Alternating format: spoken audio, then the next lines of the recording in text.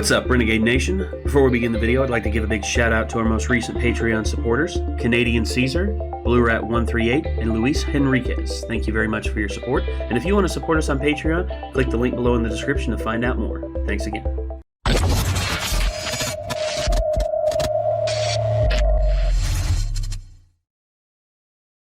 As a child, there was a series of books that was released.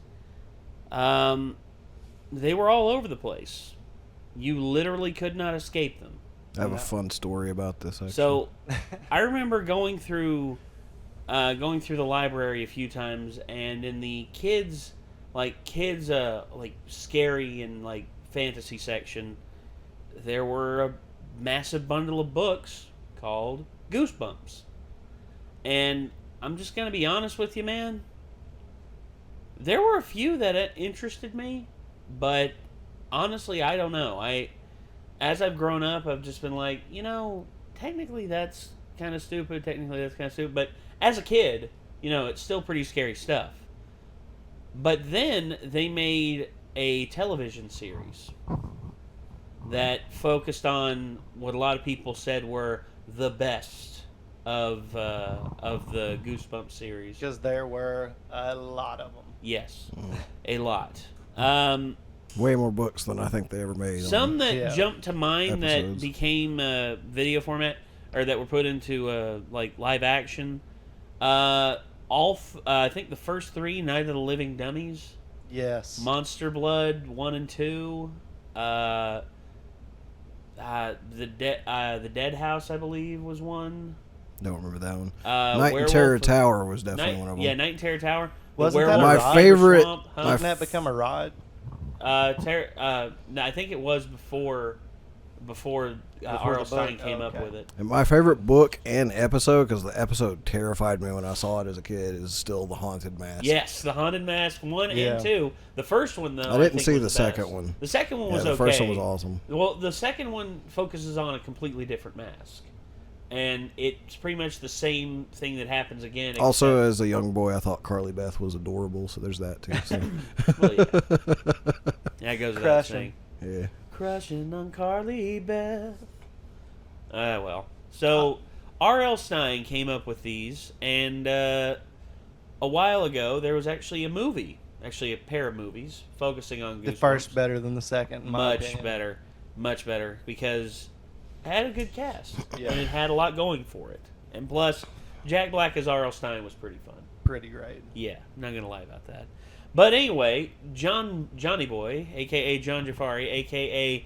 that boy with the bird, has a Goosebumps video here. He has two, actually. We're going to be watching the first one today. By the way, if you all are watching this and you all still have not been able to see the Are You Afraid of the Dark Part 2, reason for that is Viacom. That's all I need to say. Viacom. The fuck, Viacom?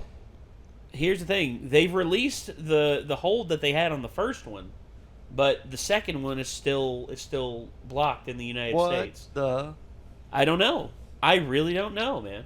I mean, how are you going to let John have it up, and we literally have the same stuff up that he has up, and then you're going to block ours? Don't know. Completely unfair. In all honesty, I don't think Viacom cares. I think they're just like, oh, that's ours. Bing! The algorithm caught it this time. Yeah. That's all they care about. Yeah.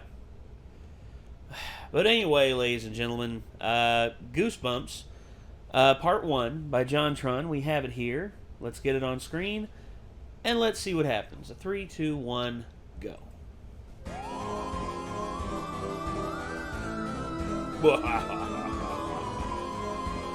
This intro is so cool.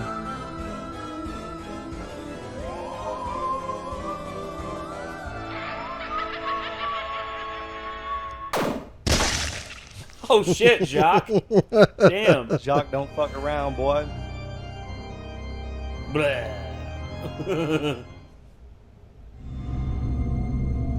Oh, that's terrifying.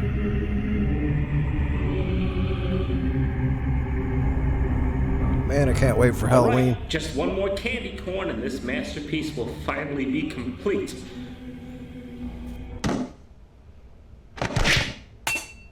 Sometimes I have to reason with myself that I am not that good, that I know, deep down, that I am that good. John, can you feel it? Magic is in the air. I'm going back in. You bet I can feel it, Jock. And you know what? It's wasted in here. I'm gonna go share this with the world. Hey everyone! Isn't it such a beautiful feeling? Not the way, asshole! Jesus! Alright, well, while the outside world may not be so keen on enjoying the spirit of the season, I can always enjoy Halloween from my own living room. And hey, even better with the company of a time-weathered friend. You can count me in. Okay, 1. What even? I counted you in. Go to fucking hell. Goosebumps! Who could forget these classics? These are just the thing to get my spooky nostalgia senses tingling. Easy reads for tough-as-nails kids. Yeah, they may look silly on the outside, but let me tell you, what awaits you within the pages of these books is not for the faint of heart. This stuff was scary for a kid. I mean, who could forget such classics like The Haunted School, The Headless Ghost, You Can't Scare Me, Why I'm Afraid of Bees, that's less obvious, isn't it? Piano Lessons Can Be Murder, The Beast from the East. We talking like Asia or like Philadelphia? What are we going for here? Jersey. Fried Monster. Oh shit, I actually remember this one. This one scared I remember me. all the And ones my he showed personal so favorite far. Halloween tinged epic. Except that Attack of the Jack-o'-lanterns. I'm spinning Never did solid. have that one. But hey, that's not all. You don't Who could remember forget the Goosebumps TV show? Yeah. Awesome Goosebumps, theme along song. with Are You Afraid of the Dark were the two scariest shows for a kid growing up in the 90s. True. Tales from the Crypt for kiddies. I can't do that now. I can't wait, Jock. I just can't wait. I know it's gonna bring me right back. It's gotta be as good as I remember.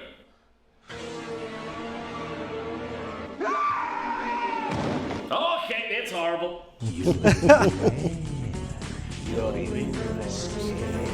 Yeah, if you consider bad writing and acting a scare, then this show is Hannibal goddamn Lecter. Alright, just gonna check that one off the bucket list. Man, I am just blazing through these. I love how on the intro, whenever the G glides past becomes suddenly evil. The lady on the billboard goes from normal to a slightly upset meth addict / Michael Jackson. Just cracks me up every time. Faces how of subtle meth. the change is. Honestly, a lot of episodes of Goosebumps are downright You entertaining fucked and up, a pretty John. good You representation fucked of the books. I mean, I who did would have the forget Haunted first Mask time they 2 watched book. Haunted I remember the Mask? cover It now still skeeves that me I've out seen just it. thinking about it. Good. But unfortunately for you, that's not what we're focusing on here today. We're gonna have a look at some of the absolute worst that this show had to offer. Starting off with, don't go to sleep. Or at least try not to, cause this episode blows. Get that in there. You gotta do like a taco, some method. So, in this episode, we're met with Matt and his family at the dinner table, treating each other with the kind of respect you'd expect to see from a middle-class American family. How come Greg gets to go and I don't? Because you're a midget. You know, I could completely see the base to that insult. It's a school night for Greg. Well, Greg's 17 and you're 12. And your father left when you were 7, and I'm a single mom, and you had a dark, yet somehow relatable past. It seems like nothing can go right for our hero Matt, if you want to call him that. His siblings seem to get everything, and he's stuck with the short stick. And he ain't shy of letting everyone know it. Mom? What is it, honey? I'm in a hurry. I was wondering if I could move my room to the attic. No, honey, don't be ridiculous. It's out of the question. That's not fair. How come I never get anything I want? Greg gets to stay out late. Pam gets her own phone line. I said no. You dirty bitch! Look, honey, I know it's frustrating, but you won't be 12 forever. Or will he? I don't want to be 12. I hate being the youngest. Sorry, that's the way it is. That's reality, Matt. Jesus, if this woman ain't the spitting image of childhood wonder. I'm pretty sure this entire episode so far, she's just been answering directly. Well, Greg, I hate to say it, but I'm going to call his mother Karen from now on. Because that's totally a Karen. Yeah. I don't care if her name's like Melissa, Agatha, or even Arthricia. You made Your that name the is fuck Karen, up. bitch. Yeah, your name is Karen, bitch. Greg's 17 and you're 12. Talk to me in 3 years. That's reality, Matt. So Matt goes up to the attic anyways, which is clearly what every kid wants. He gets scared by a mannequin and lays right down on this spider-ridden bed. You know, like your average Canadian-American kid. Hey, how's it going? You know something? I don't care what anyone says. I'm hanging out here tonight. Not old enough. Like, what's gonna happen? don't even care if I stop taking my meds. I'm not taking them. So, for a few moments, he gives himself a dick flashlight, and then for some reason, Ben starts spinning and sends him into an alternate reality where he's the center of attention. Can I use the phone? Someone wake up the cameraman. Good morning, champ. It turns out in this world, Matt is a famous sports star, and he just can't seem to keep the attention off him. Yeah, this is Matt Amsterdam. Indoors? Indoors what? I thought sports were played outdoors. You want to put my picture on a cereal box? What's that? My dad's been dead 10 years, my mother's a single parent, and all I want out of life is to make it in the big leagues like my hero, Jackie Robinson? Truth is stranger than fiction. That's reality. Nothing so strange as Who is speaking right now? life is on the road. That's reality. So here we meet these two vague characters who are spying on Matt as he's about to go to some important hockey match. But as he'll remind you, I don't even play on! hey kid, this is your fantasy. Don't go around blaming the world for your lack of subthought.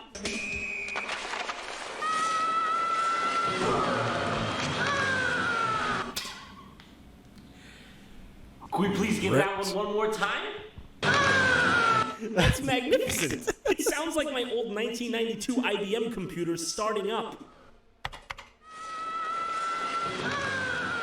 So this is where things really start to get amazing. We got hockey coach man over here just making That's a scene Bear for Bryant. everyone to enjoy. Come on, what's going on? Let's get some heads-up hockey. That guy out there, I'll tell you something. $10 million and all of a sudden the game. I see you guys out there. You'll be sent down to the minors. Hey, get up! Get up! Guys, look at this guy. Look at him. $10 million. Get going out there. Don't be like that guy. Looks like a little kid out there. I feel like they gave this guy specific lines, but he just said fuck it and did whatever he wanted. And they're all like, it's lunch break, I don't care, just leave it. So after a while of Matt getting the shit kicked out of him,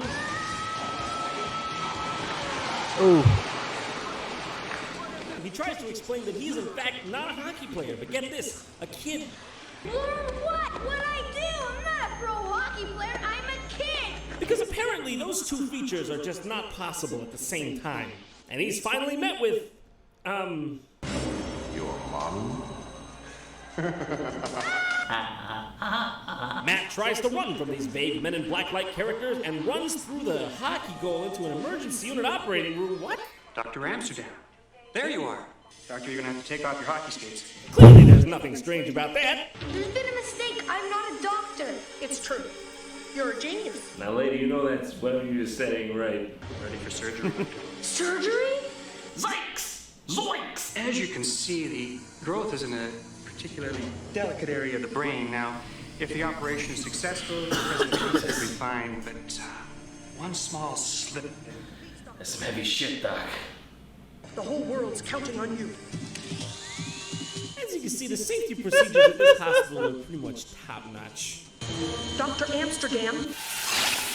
Oh, yeah. Man's getting pretty sick Very of his true. undercover Mary-Kate and Ashley bullshit, and he finds himself in yet another alternate reality, one in which he has to defuse a bomb. Once again, no one around him seems to know what to do. You got me? I don't know anything about bombs.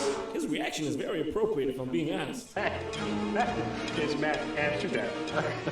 Moments away from getting blown to shreds. He still has time for a joke. I told you, I don't know anything about bombs. I'm a kid.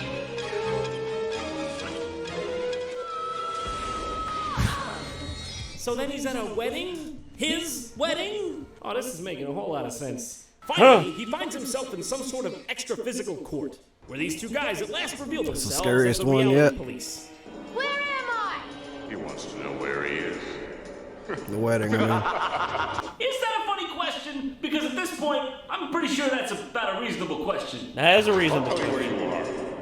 You're in trouble. All right, let's just stop for a minute and try to reason this out. All right, so I'm here, and here also happens to be, let's call it trouble. All right, so just run a few schematics on that, and yeah, it's looking pretty good. In trouble is not a location. Will the defendant please rise? If the judge backs up a bit. You, Matthew Joseph Amsterdam, are charged with crimes against reality. How do you plead? Well, not guilty. Flaws. Man, this is a case even Johnny Cochran couldn't touch. I'll be the judge of that. For curiosity's sake, of what crime is this innocent kid suspected? You weren't happy being the youngest in your family. You didn't accept the way things were. Roll the videotape. Reality. Who needs it? I hate reality. Okay, let me get this straight. This kid's crime is wanting to fight the system even when it might be wrong? As you know, accepting the status quo is paramount in this country. How do you think we keep special interest groups lobbying so efficiently? Guilty? Man, we get it. You don't gotta be a dick about it. So Matt goes home and never questions anything ever again. Happily ever after. Oh, except for the part where they still decide to fuck with him for the rest of his life. The fun's just beginning.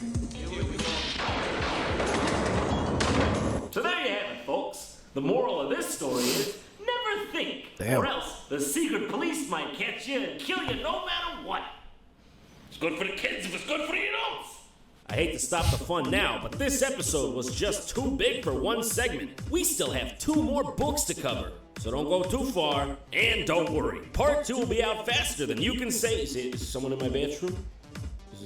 Is that someone in my bedroom? I can see an outline, but I'm not sure. While you're waiting, you can follow JonTron on Facebook and Twitter to get the most up-to-date JonTron info. Man, I can't wait for part 2. I'm itching. I don't know, I just can't wait to see more Canadian actors doing their thing. Saying things like about, why are both Are You Afraid of the Dark and Goosebumps Canadian shows? Hey there, this is Canada. Our main A lot of Nickelodeon stuff was.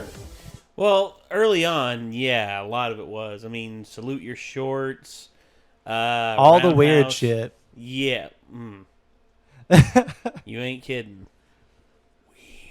But Goosebumps, man. Remember how they had those, like, choose your own, like, path books? Yeah, I love those. Those were fucking cool. I spent, like, so much time on just, like, 1 or 2 of those. Yeah. I love those things.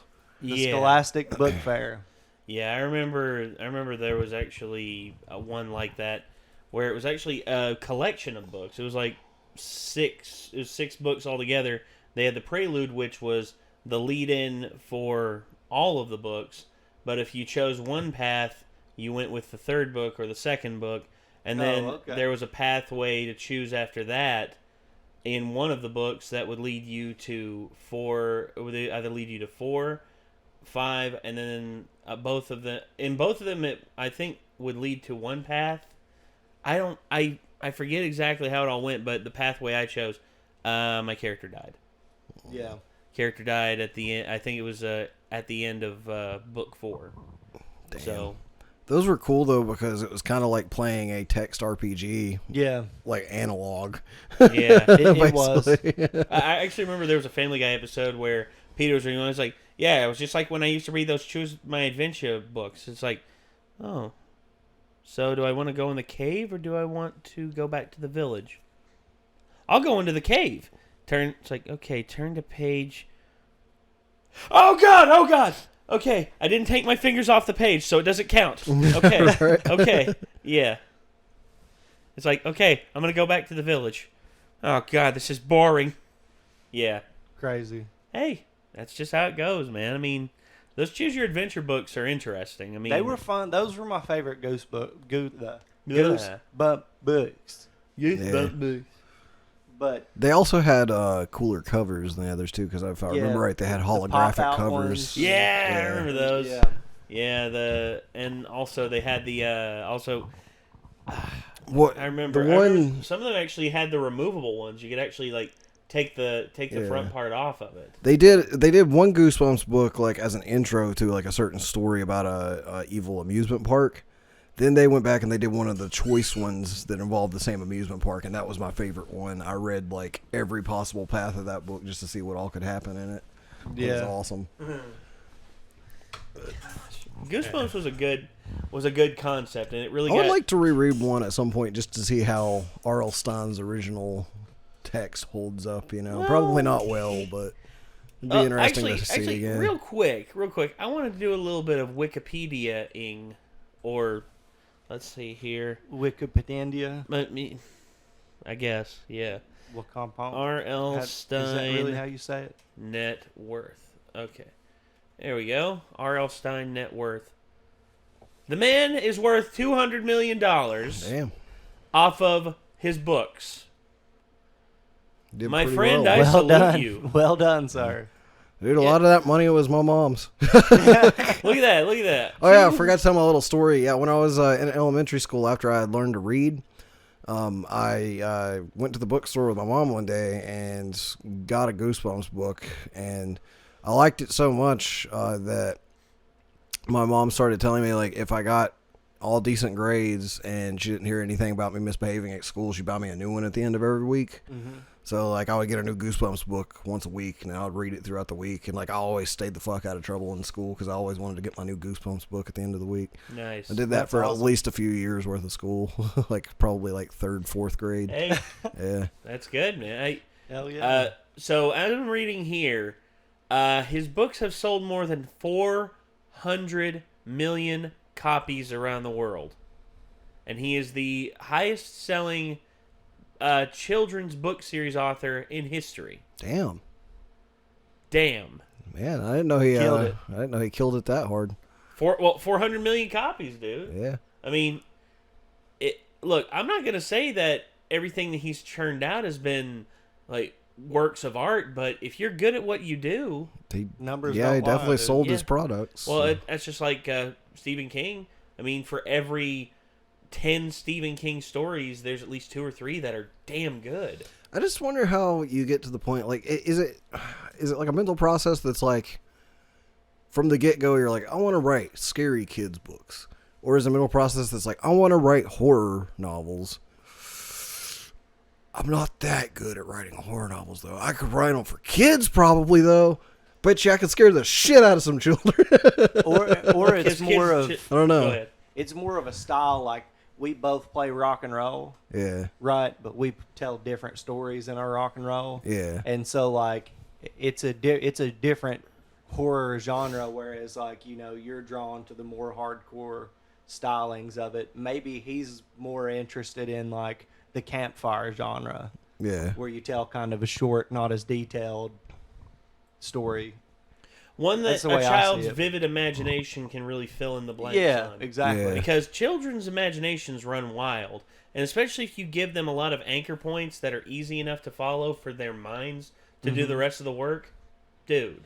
Oh, and the artwork on the front of the books always helped out a lot, too, Yes. when I was a Yes. kid. It always Like, gave a good visual representation for the kids to really throw at it. I remember just going back, like, after I'd read my books and just, like, looking at the artwork for a while and just kind of staring at all the details and the front covers of them. It's like, oh, so that's the house that they mentioned in the book. That's the house in the background right there. It's like, wow, look at that. That's awesome. What about the Scary Stories book? Oh, That yeah. had like the dude's head with a pipe that was just like humongous, and he had like the red nose or whatever. Oh, yeah. They're making a movie out of that. Scary Is right? that- is that Scary Stories to It's Tell in the Dark? actually, Yeah. it's actually out now. I was thinking man. it was. And Yeah, the reviews it's out for it are now. actually pretty damn good. Now that book always scared me at the book fair when I saw the cover. Yeah. on it. Yeah, I remember reading those just because I was like, that seems like a Goosebumps style thing. I actually forgot, and I was a weird kid because, like, if you asked me as a kid in elementary school what my favorite things were, I would have just been like, I like video games. But I never would have thought to tell you I like horror books as well, like for kids, And never put 2 and 2 together. It's like I never really liked horror things as far as I could think of until Chance introduced me to horror movies in middle school. But I completely forgot that I was super into Goosebumps and like Scary Stories to Tell in the Dark and other like horror literature and stuff when I was a little kid. Yeah. And like before he introduced me to like Nightmare on Elm Street, I also checked out Dracula like my first like couple weeks of middle school as well from the school library because I got in trouble and had to write 5 pages on how I will always bring my AR books because I missed somehow, I guess with my ADD, the explanation on what an AR book was. So they're like, yeah, check out 2 books, 2 AR books. I was like, what's AR? Advanced reading? I was like, surely Dracula's advanced reading. Nope. How? How is that not advanced rating? Because I guess it was too advanced for my grade. So Stupid. yeah, I'm just like, okay, so because I read like, 4 or so years ahead all these other stooges, I get fucking punished for it. It's like, thanks. Yeah. Way to go, no child left behind bullshit. Yeah. Tear Good back. job, American school system. Thank you, JonTron. Thank you very much, JonTron. Thank Indeed. you. What for... an entertaining video. Oh, I'm yeah. surprised he kept the bird on him the whole time. Well, You Jacques know has that thing always shit been on there. him. Well, of course. You know that thing shit He on talks about how Jacques poops all the time, and he's Oh, just yeah. like I'll look down on my shoulder and I'll see poop, and I'll be like, Jacques. They do. That sucks. They do. And Birds shit Birds are constantly. cool. that they do. And yeah, I'm glad we were able to get to this. And like I said, everybody, if you're wondering where the hell Are You Afraid of the Dark is, Viacom. So are we. Feel free to send them letters being like, hey, you guys should totally unblock the Renegades reaction to JonTron's Are You Afraid of the Dark Part 2. Oh yeah. Just be like, Please do. Please. Yeah, Please. just be nice about it. Just be like, please. Yeah, instead we're probably going to just be like on the nightly news, all of a sudden it's just like, a random YouTube channel has threatened Viacom. And I'm like, when the hell did this happen? By sicking their fans on them? No. No. I said be nice. Exactly. The only threat I would make to Viacom is if you don't unblock it, I'm probably going to give you the middle finger. Like, not. Do you cut it want me off to and flip give the it bird to at you, Viacom? Because I'll flip the bird at you. But it doesn't have to come to that. We can draw, a line that we can both respect right now. We can Pretty end much. all this without insults. Unblock the fucking video. Please do. Please. All right. Well, ladies and gentlemen, I'm afraid that's going to do it for this episode of Renegades React. This was JonTron Goosebumps Part 1. Yeah, so if you want to see the original video, link is in the description down below. Check out John's channel. The man has 5.5 million subscribers. And also, if you want to stay tuned for more from us, I mean, we have a little subscribe button down there and a little bell that you can ring so that every time we post a new video, you'll see it in your notifications. And yeah, I guess until next time, signing off. I'm Nate. I'm Nick. I'm Chad. And we will see you all in the next one. A peace out.